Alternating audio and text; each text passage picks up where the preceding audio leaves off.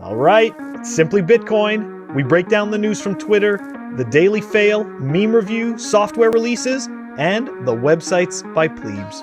Joining us today is a very special guest, Alex Gladstein. He is the Chief Strategic Officer of the Human Rights Foundation and the Oslo Freedom Forum.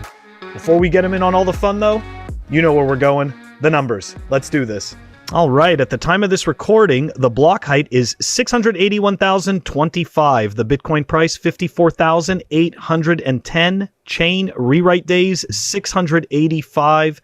Total lightning capacity, 1,224.79.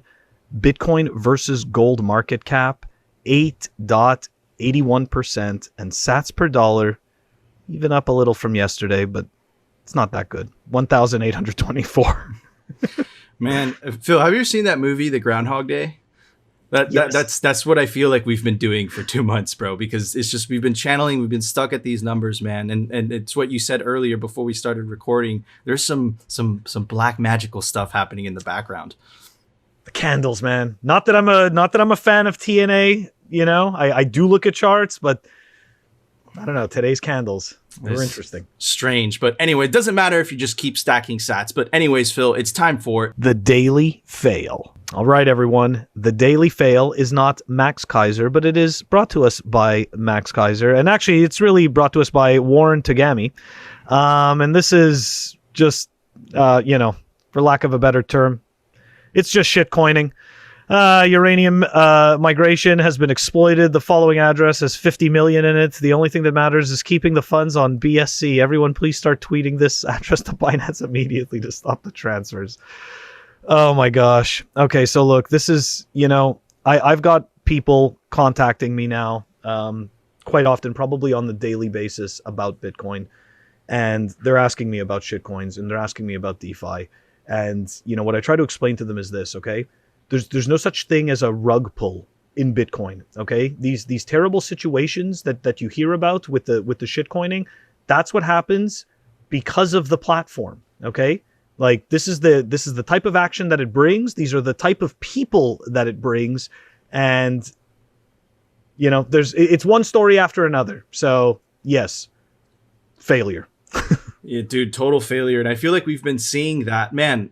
Phil, we've been in this since the last cycle. I feel like I've been seeing these same messages. Just take out the shitcoin name, but it just insert it because it's the same thing. It's the same message, and you see it. Just people get totally wrecked.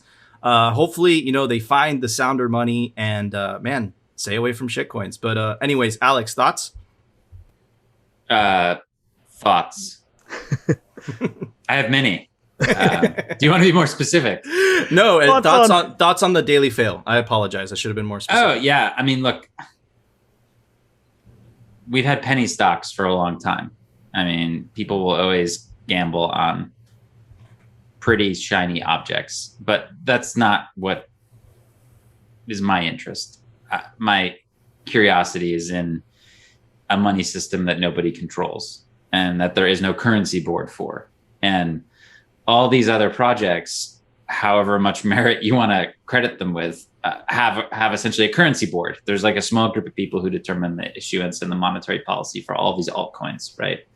For all the shit coins. There's a small group of people who get to figure things out.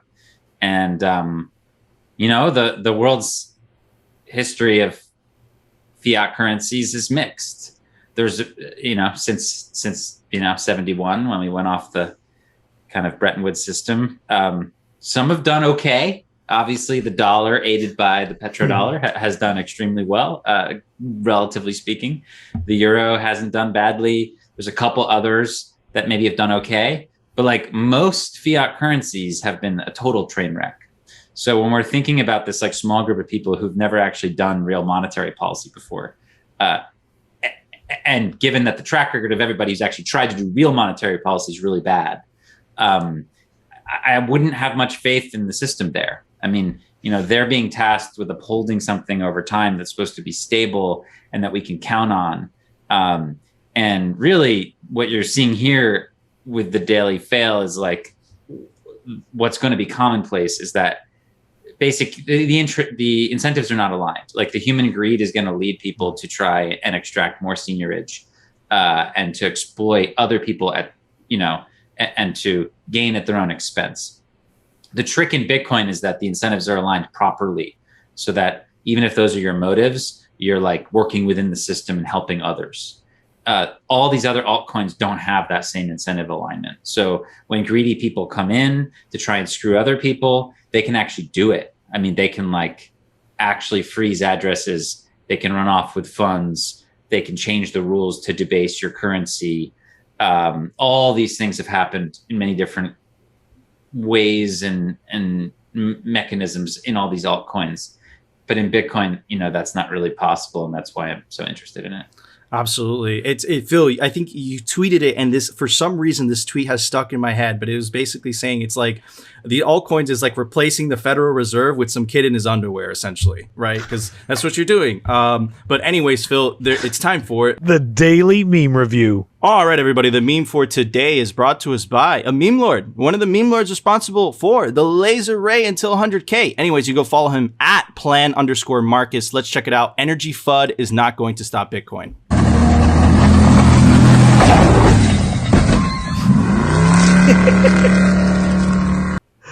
Great meme. Great meme. Funny. We haven't done a video in a while, and I'm going to one-up Phil because he keeps one-upping me, right? You want me to go first? No, there's no way you're going to one-up this. Okay. So I'm going to go first, okay? I'm going to give it a Coca-Cola bottle full with 556 and 9mm hollow points and a flower on top. Anyways, Phil, what are you going to give it?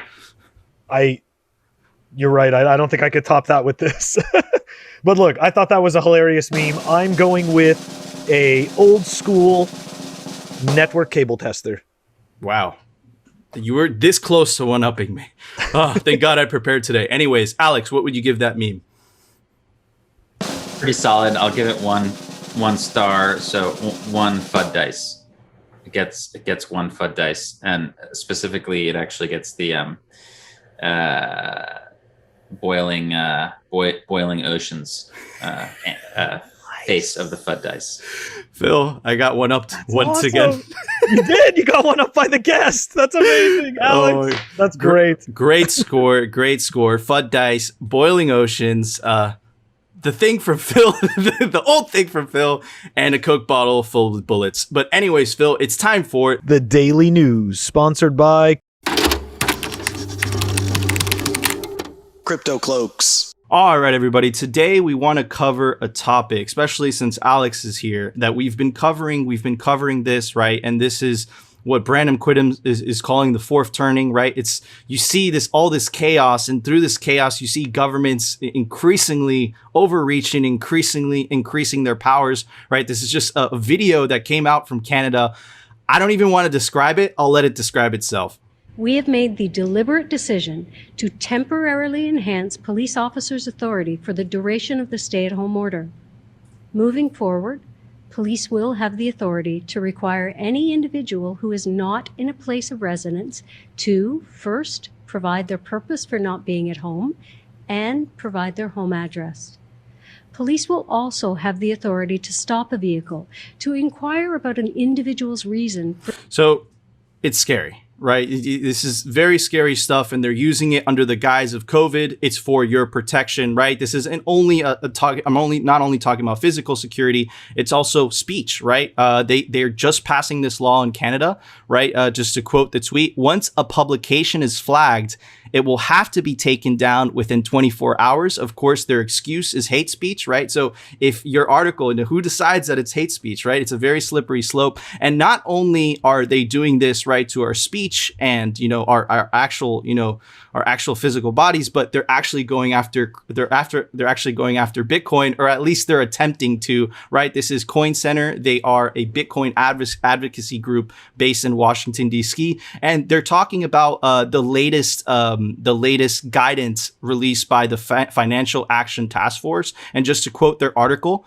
the Financial Action Task Force new draft guidance makes it a substantial departure from the existing just Phil, could you help me with that word? Oh my gosh. Is it justiciable? Justiciable. There we go. Justiciable and narrow standard in the previous guidance, and that is currently law in the member states. And look, it skips over this part, but the member states of the Financial Action Task Force include the United States, the United Kingdom, Switzerland, Sweden, Spain, right? So it's a lot of the first world countries, and you have to understand that the Financial Action Task Force is an unelected board, and to read exactly what they do, it's a policy-making body. The FATFA works to generate the necessary political will to bring about national, legislative, and regulatory reforms in these areas, right? So it's really scary. You see that governments are just trying to control everything. But as Alex has pointed out in this awesome article that he wrote for Bitcoin Magazine called "Bitcoin is a Trojan Horse for Freedom," we don't think they'll be successful in that, right? And he explains why. So to quote some pieces in the article, right? The Trojan horse has been popularized in computer science as a malicious program disguised as a helpful update, but is also an effective metaphor for how Bitcoin stealthily co-ops actors who do not care about or do not like freedom to promote it anyway. And it's talking about, these actors right here. Out of self-preservation and greed, they're incentivized to buy, mine, or one day tax this new prize to accumulate the soundest money and gain an advantage over their rivals, right? The article goes on to say, Bitcoin is not just number go up technology. Hidden behind the eye-popping gains is a powerful freedom go up technology that its new adopters are knowingly or not pushing forward. NGU and FGU are inextricable. I didn't know what that word means, so I looked it up, and it means they cannot be disconnected.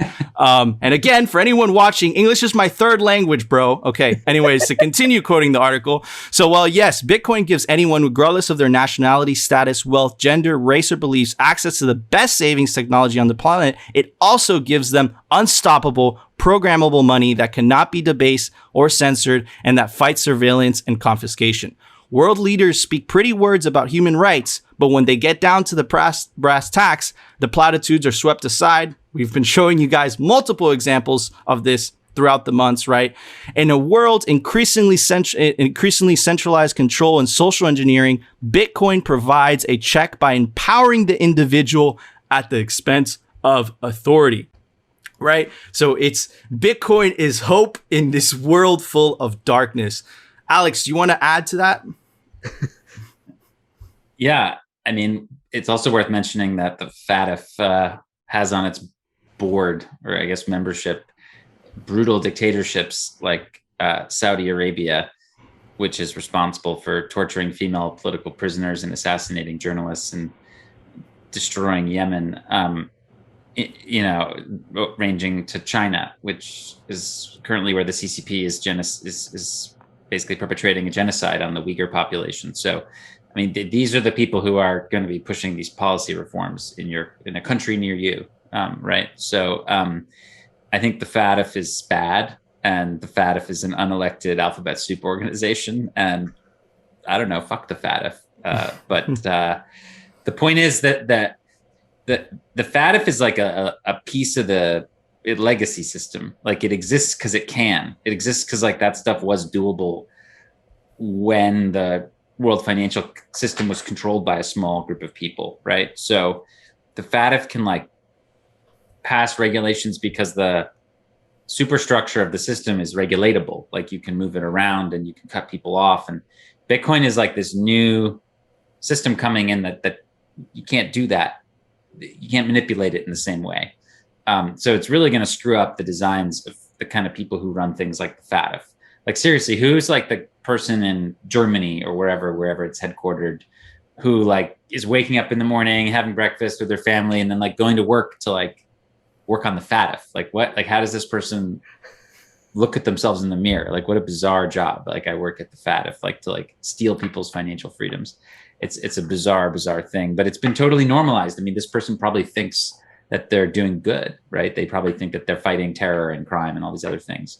So I guess we have to look at it from that perspective. But again, the FATF is part of the existing system. And it's going to be partially obsoleted by Bitcoin, whereby citizens can interact directly in a peer-to-peer way, and the FATF can't, can't stop them. So to be fair, Alex, right? The critics would say to you, right? What about money laundering? What about, the controls that are keeping us safe? What would you say to them? I just don't think we need mass surveillance to fight bad guys. I mean, there are a lot of bad guys in the world. The largest of them are governments, actually. Like the Chinese government would be like the largest bad guy, I would guess, right now in the world today, followed closely by a bunch of other governments that are doing horrible things to their own people. But as we saw, like over the last couple of decades, like, I don't know, mass surveillance isn't necessarily very effective. I mean, I think a lot of what Snowden revealed helped us reach these conclusions. But I mean, it's not like we didn't catch bin Laden because we didn't have enough intelligence, or like we weren't surveilling enough people. It was really clear that bin Laden was bad. I mean, we tried to kill him in '98. Like all of his fingerprints were all over all these, and he claimed responsibility for these different attacks, whether it was in Yemen or Kenya, etc. That there were or in Saudi Arabia. I mean, these were large attacks that he had perpetrated. Right.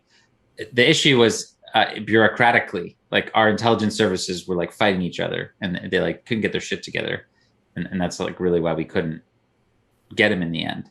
It wasn't because we didn't have like a sophisticated enough surveillance state. Like at the end of the day, I think like we can get the bad guys with traditional police work that works within a framework of rule of law and with the court system and within constitutional rights. I think that's very important, and we can be very effective within that system.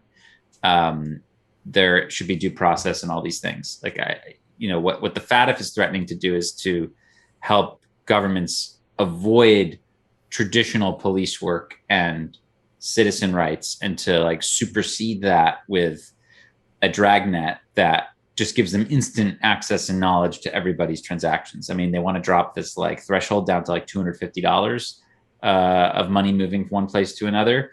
I mean, that threshold was set by the Bank Secrecy Act in the 70s, which even is frankly ridiculous, at $10,000, which of course in today's terms is more like $60,000.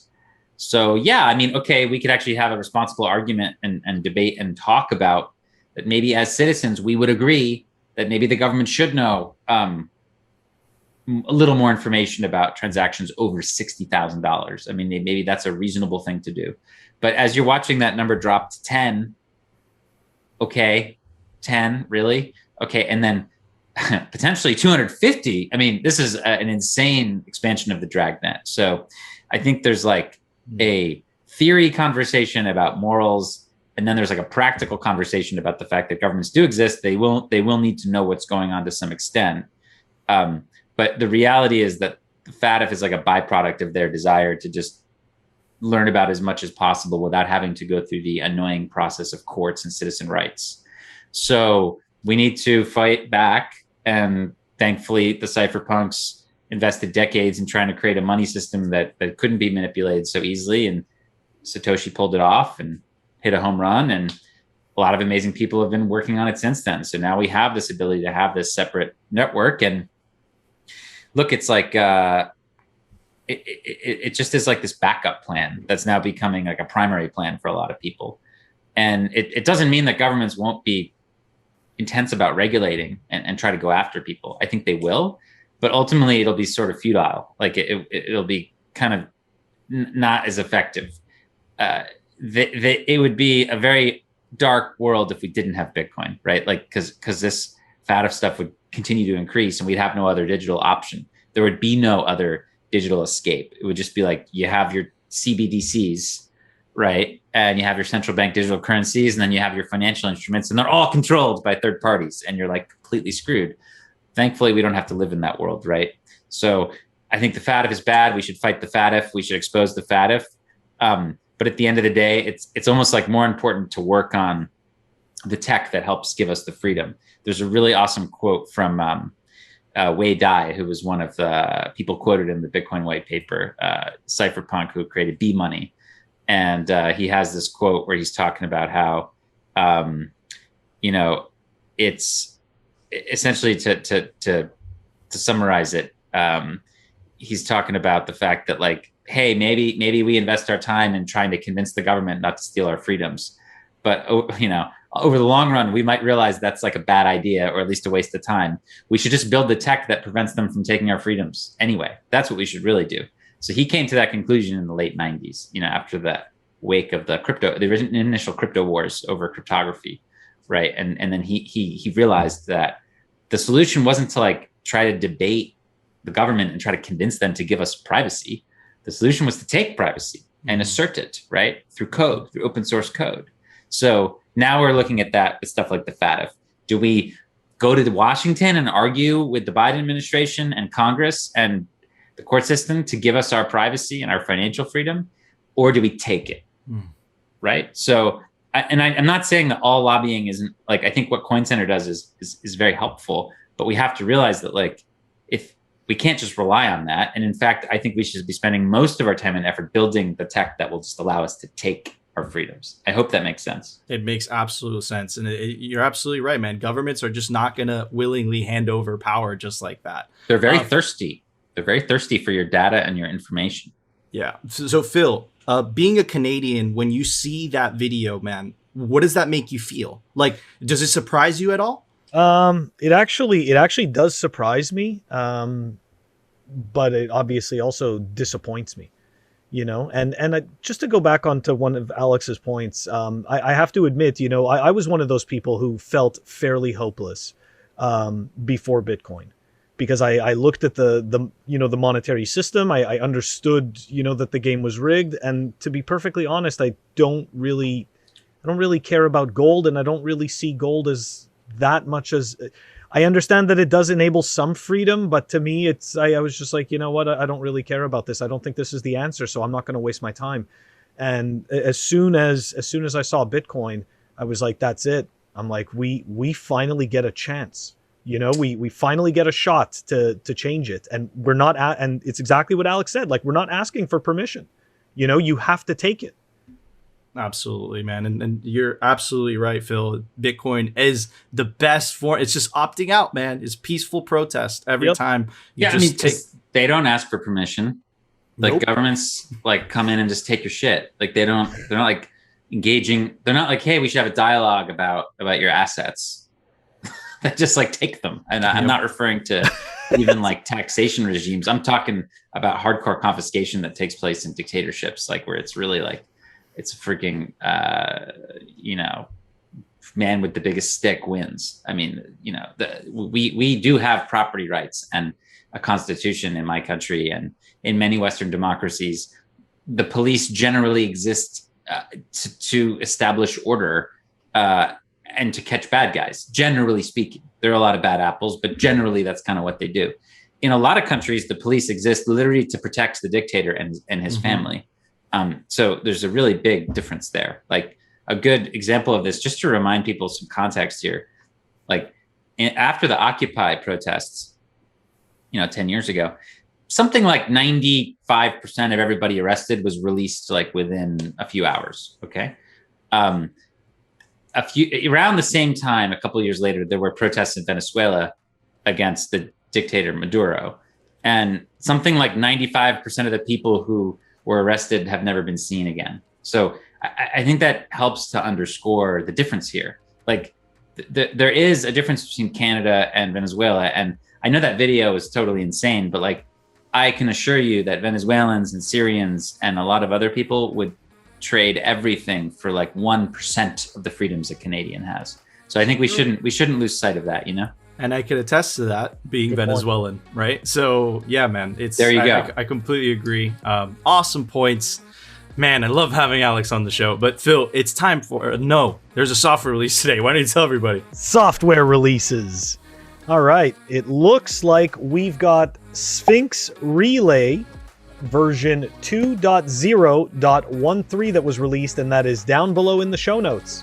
Awesome. Thank you, Phil. All right, guys, that was our show. But before we go, I want to give a shout out to our guest, Alex Gladstein. You can go follow him at Gladstein. And of course, he's the Chief Strategy Officer for the Human Rights Foundation and the Oslo Freedom Forum. He's a friend of democracy, civil liberties, Bitcoin. He's a foe of tyranny and the surveillance state. Definitely go check out his latest article, Uncovering the Hidden Costs of the Petrodollar, which we will put down in the link description. And of course, if you guys like the show, you know what to do. Smash that like button. Smash it. Yeah, smash it. And of course, if you want to continue hearing the Bitcoin news from the Bitcoin pleb perspective and the catastrophic fiat and shitcoin fails, definitely consider subscribing, and we will see you tomorrow for another episode of Simply Bitcoin.